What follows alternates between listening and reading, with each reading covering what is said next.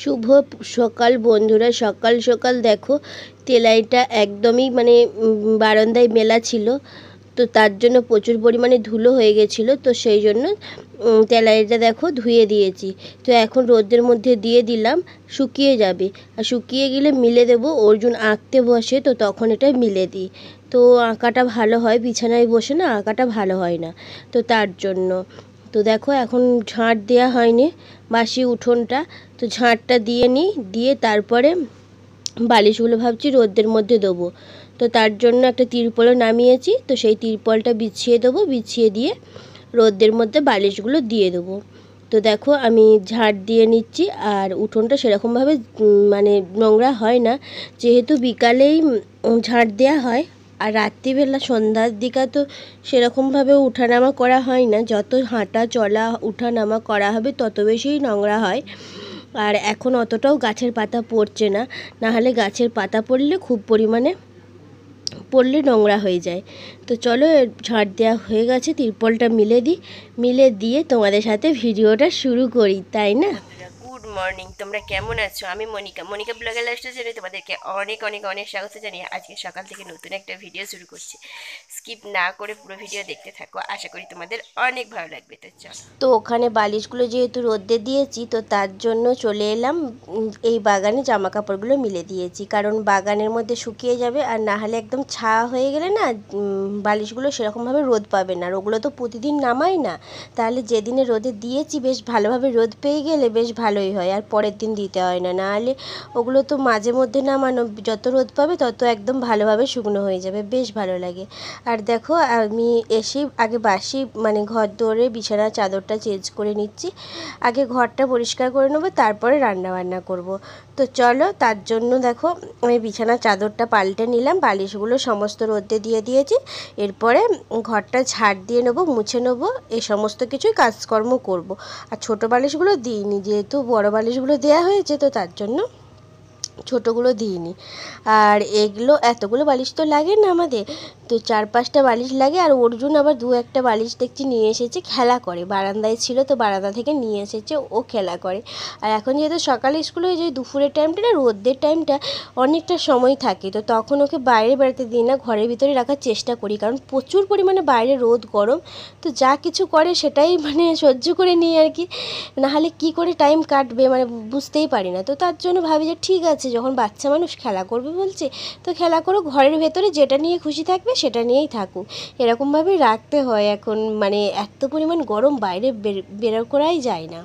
তো দেখো আমি এখন ঘরটা ভালোভাবে ঝাঁট দিয়ে নিচ্ছি। আর ঝাঁট তো যতবারই দেবো ততবারই তো ধুলো বেরোবেই, কারণ মাটির বাড়ি, আর মাটির বাড়িতে ধুলোটা একটু বেশি পরিমাণে হয়।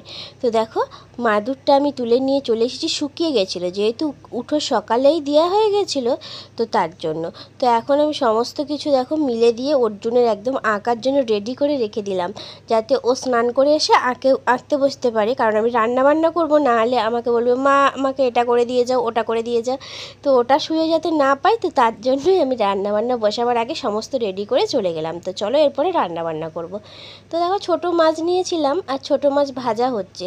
তো ছোটো মাছ নিয়েও পড়েছি সমস্যায়, কারণ অর্জুনের বাবা আবার এই মাছগুলো খায় না, তো বরকে নিয়ে তো সমস্যা, ভালো লাগে না এই মাছগুলো। দেখবে ছোটো মাছগুলো তরকারি করলেই ভাত খাওয়া হয়ে যায়, কিন্তু ও তো খাবে না, তার জন্য আবার ডিমের ঝোল বানাতে হবে। তো গরমের মধ্যে এত কিছু রান্না করতে একটু বেশিই কষ্ট লাগে, তো বরের জন্য আর ঝামেলার শেষ নেই। ছোটো মাছ একদমই খেতে চাই না, আর দুধটা দেখো গরম করব বলে নামিয়ে রেখেছি। তো ছোটো মাছের ঝাল করব, যেহেতু ছোটো মাছগুলো নেওয়া হয়েছে, তো ঝাল বানাবো। আর যেহেতু বর খাবে না, তার জন্য ডিম আর আলু দেখো ভেজে নিয়েছি, ডিমের ঝোল বানাচ্ছি। তো ছোটো মাছের ঝাল আর ডিমের ঝোল এগুলোই বানাবো। তো ঝটাপট করে রান্নাটা করে নিই। আর এই গরমের মধ্যে 2-3 রকম করে পদ রান্না করতে না সত্যিই অনেকটা কষ্ট লাগে, আর আমার সেরকমভাবে ভালোও লাগে না ডিমের ঝোল প্রায় দিন খেতে। আমার ওই ছোটো মাছ দিয়েই ভালো লাগে ভাত খেতে, কিন্তু কিছু করার নেই, বরের জন্য ঝামেলা, না হলে আবার ঝামেলাঝাটি করবে, কী দিয়েই বা খাবারটা খাবে, তাই না? তো তার জন্য ডিমের ঝোলটা বানিয়ে নিলাম। ছোটো মাছের ঝালটাও দেখো হয়ে গেছে, আর এদিকে দুধটাও জাল দিতে বসিয়ে দিয়েছি। তো দুধটা জাল হতে থাকুক, আর আমি এই সমস্ত কিছু মাজা ধোয়া করব।